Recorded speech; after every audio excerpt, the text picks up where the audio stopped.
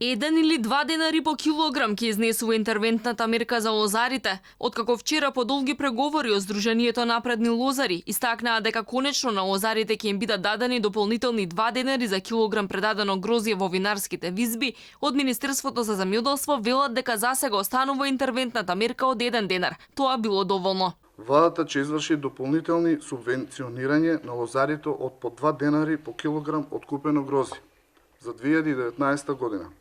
Ние како Сдружение сметаме дека и овие мерки не се доволни за обештетување на лозарите, но во услови на немање разбирање од винариите да ги покачат цените за оваа година, тоа е максималната помош од владата. Вие знаете дека веќе половина од откупот е скоро завршен, односно откупот е некаде на половина, вранецот веќе се масовно оди со бербата, така да ова е нешто што мислам дека во дадениот момент ќе може да покрие дел од трошоците, дополнително зборуваме.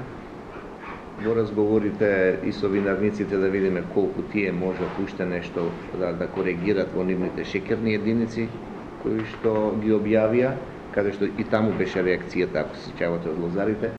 Со задоснување Министерството за земјоделство им ги исплати на лозарите и парите од интервентната мерка за лани. На сметките на над 6000 лозари легнаа нешто повеќе од 1 милион евра. Се работи за дополнителни субвенции од 1 денар за килограм предадено грозје во винарските визби од ланскиот род. Сепак ова ни оддалеку не ја ублажува маката на лозарите, кои оваа година повторно имаат проблеми со откупот на грозје. Винарниците им нудат цени пониски од производните, па голем дел од нив пак ќе останат со празни раце. Лозарите бараат од владата законски производната цена да се постави како почетна точка во преговорите за откупната цена. Бараат фер третман и велат дека ако ова се повтори и наредната година, нема да го предаваат грозјето и нивните визби ќе останат празни.